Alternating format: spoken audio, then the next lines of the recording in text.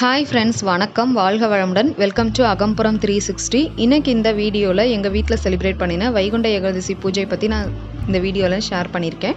So வீடியோக்குள்ளே போகிறதுக்கு முன்னாடி சேனல் சப்ஸ்கிரைப் பண்ணலன்னா சப்ஸ்கிரைப் பண்ணிக்கோங்க. வாங்க இப்போ வீடியோக்குள்ளே போகலாம்.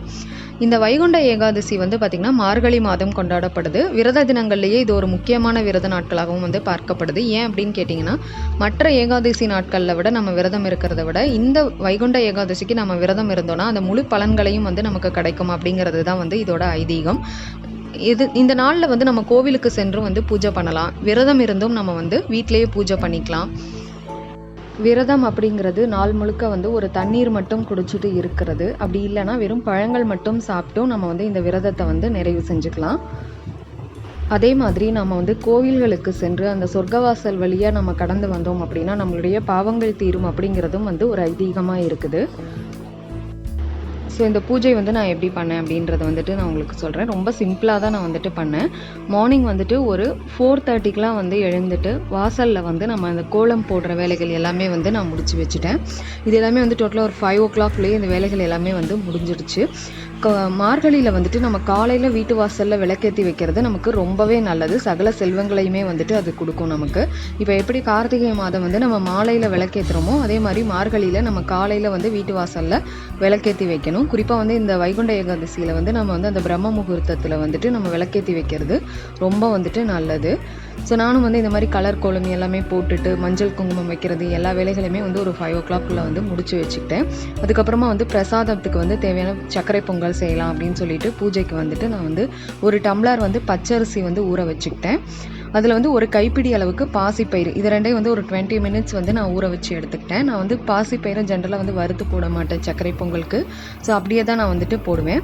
அதே மாதிரி நான் பொங்கல் பார்த்திங்கன்னா எப்பயுமே வெங்கல பானைகளில் தான் நான் வைப்பேன். ஏன் அப்படின்னு கேட்டிங்கன்னா இதோட டேஸ்ட்டும் ரொம்ப நல்லாயிருக்கும், கெடாமலும் இருக்கும். நான் ஆல்ரெடி எந்த உணவு எந்த பாத்திரத்தில் செய்யலான்னு சொல்லி நான் ஒரு வீடியோ போட்டிருக்கேன். ஸோ அதோட லிங்க் நான் உங்களுக்கு டிஸ்கிரிப்ஷன் பாக்ஸில் கொடுக்குறேன், செக் பண்ணி பாருங்கள். இப்போ ஒரு டம்ளர் அரிசிக்கு 1/2 லிட்டர் நான் பால் எடுத்திருக்கேன்.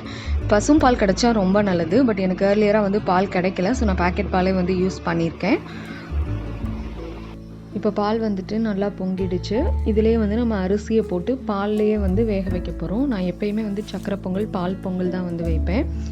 ரொம்ப டேஸ்ட்டாக இருக்கும், ரொம்ப நல்லா இருக்கும். அதனால் ஸோ இதில் நம்ம அரிசி போட்டு நம்ம வேக வச்சுக்கலாம். ஒரு 45 minutes ஆகும் ரைஸ் வேகிறதுக்கு. ஸோ இப்போ உங்களுக்கு பார்த்தாவே தெரியும் ரைஸ் நல்லா வெந்துடுச்சு. இப்போ நம்ம வெல்லம் ஆட் பண்ணிக்கலாம். வெல்லம் நான் டேரெக்டாக தான் ஆட் பண்ணிக்குவேன். ஏன்னா நான் க்ளீன் பண்ண வெல்லம் தான் வாங்கி வச்சுருக்கேன். உங்களுக்கு கொஞ்சம் மண்ணாக இருக்குன்ற மாதிரி ஃபீல் பண்ணிங்கன்னா நீங்கள் தண்ணியில் கரைச்சி வடிகட்டி ஊற்றிக்கலாம். 1 டம்ளர் அரிசினா நம்ம 2 டம்ளர் வெல்லம் ஆட் பண்ணிக்கலாம். இது நம்ம வெல்லம் போட்டுட்டு பக்கத்துலேயே இருந்து நம்ம கிண்டி விட்டுட்டே இருக்கணும். இல்லைனா உங்களுக்கு அடி பிடிச்சிரும். அதனால நம்ம பக்கத்துலேயே நின்று அந்த வெல்லம் நல்லா மிக்ஸ் ஆகிற அளவுக்கு நம்ம நல்லா கிண்டி விடணும். இல்லைனா உங்களுக்கு அந்த கட்டி கட்டியாகவே இருக்கும், உருகிறதுக்கு டைம் ஆகும். நல்லா கிண்டுனீங்கன்னா டக்குன்னு மெல்ட் ஆகிடும் அது ஸோ இப்போ நல்லா கிண்டி விட்டுக்கலாம்.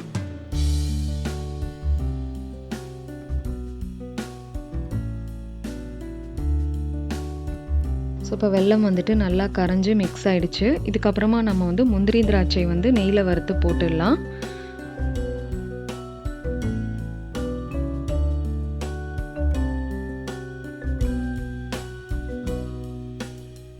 ஸோ நீங்கள் பார்த்தீங்கன்னா தெரியும் நல்லா மெல்ட் ஆகிடுச்சு பாருங்கள்.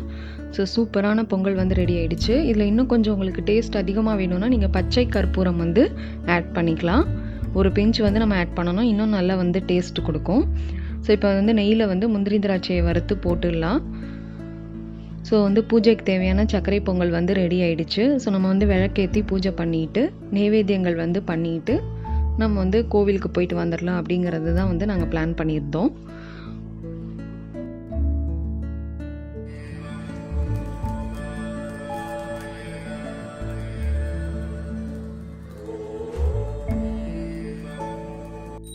ஸோ ரொம்பவே சிம்பிளாக இந்த பூஜையை நாங்கள் நிறைவு செஞ்சுக்கிட்டோம். நம்ம வந்து மனநிறைவாக வந்து எந்த ஒரு பூஜை செய்தாலுமே அது வந்து நமக்கு நல்ல பலன்களை வந்து கண்டிப்பாக கொடுக்கும். நெக்ஸ்ட் வந்துட்டு நாங்கள் வந்து ஈவினிங் வந்து கோவிலுக்கு போனோம். அந்த கோவிலும் நான் வந்து உங்களுக்கு இப்போ காட்டுறேன். முகப்பேர் வெஸ்ட்டில் இருக்கிற சந்தான ஸ்ரீனிவாச பெருமாள் கோவிலுக்கு தான் வந்துட்டு நாங்கள் போயிட்டு வந்தோம். இந்த கோவில் வந்து பார்த்திங்கன்னா 650 வருஷம் வந்து பழமை வாய்ந்த கோவில். இந்த மாதிரி பழமை வாய்ந்த கோயில்களுக்கு நமக்கு போனோம்னா நமக்கு பாசிட்டிவ் எனர்ஜியை உடம்புல அதிகமாக வந்து ரிசீவ் பண்ண முடியும் அப்படின்னு சொல்லிட்டு சொல்கிறாங்க. ஸோ நீங்களும் வந்து கண்டிப்பாக இந்த மாதிரி பழைய கோவில்களுக்கு எல்லாமே நிச்சயமாக வந்து போயிட்டு வாங்க. இது வந்து ரொம்ப நல்லா இருந்தது. அதுவும் அன்னைக்கு சொர்க்கவாசல் திறப்பு அப்படிங்கிறதுனால கோவில் அலங்காரங்கள் எல்லாமே வந்து ரொம்ப நல்லா பண்ணியிருந்தாங்க. பூ அலங்காரங்கள், விளக்கு அலங்காரங்கள்னு எல்லாமே ரொம்ப நல்லா இருந்துச்சு. நிறைய கடைகள் இருந்தது, சுற்றி பிரசாத கடைகள், பூஜைக்கு தேவையான பொருட்கள் கடைகள்னு ரொம்ப வந்து அருமையாக பண்ணியிருந்தாங்க எல்லாமே வந்துட்டு. அந்த இடம் எல்லாமே வந்து ஒரு திருவிழா மாதிரி தான் வந்து அந்த இடம் எல்லாமே இருந்துச்சு. நிறைய வந்து கூட்டமும் வந்து அதிகமாக இருந்தது அந்த சொர்க்கவாசல் திறப்பு அப்படிங்கிறதுனால. ஸோ நாங்கள் வந்துட்டு ஒரு 4:35 வந்து கோவிலுக்கு போயிட்டோம். அதனால் கொஞ்சம் வந்து ஈஸியாக வந்து உள்ளே போக முடிஞ்சது. அதுக்கப்புறம்லாம் வந்து பார்த்திங்கன்னா க்யூ வந்து அதிகமாக இருந்துச்சு. இது வந்து பார்த்திங்கன்னா நம்ம வந்து கை கால்லாம் வந்து கழுவிட்டு நம்ம வந்து கோவிலுக்குள்ளே போகிற மாதிரி இருக்குது. கூட்டம் வந்து ரொம்ப அதிகமாக இருந்ததுனால நமக்கு வந்து கோவிலுக்குள்ளே வந்து வீடியோ எடுக்க முடியல. வீடியோ அலௌட் இல்லைன்னு சொல்லிட்டாங்க. ஸோ நான் வெளியில் மட்டும்தான் வந்து நான் வீடியோ எடுத்திருந்தேன். பக்கத்துலேயே வந்து பார்த்திங்கன்னா பூஜை பொருட்கள் கடைகள், பிரசாத கடைகள்னு எல்லாமே வந்து வெளியில் வந்து இருந்துச்சு. ஸோ அந்த நாளே வந்து இந்த கோவிலுக்கு போயிட்டு வந்ததுனால ரொம்ப மன நிறைவாக வந்து எங்களுக்கு இருந்துச்சு. ஸோ இந்த வீடியோ வந்துட்டு உங்களுக்கு பிடிச்சிருக்கும்னு நினைக்கிறேன். இந்த வீடியோ உங்களுக்கு பிடிச்சிருந்ததுன்னா லைக் பண்ணுங்கள், நிறைய பேருக்கு ஷேர் பண்ணுங்கள், மறக்காமல் எங்களோட சேனலை சப்ஸ்கிரைப் பண்ணிக்கோங்க. தேங்க்யூ.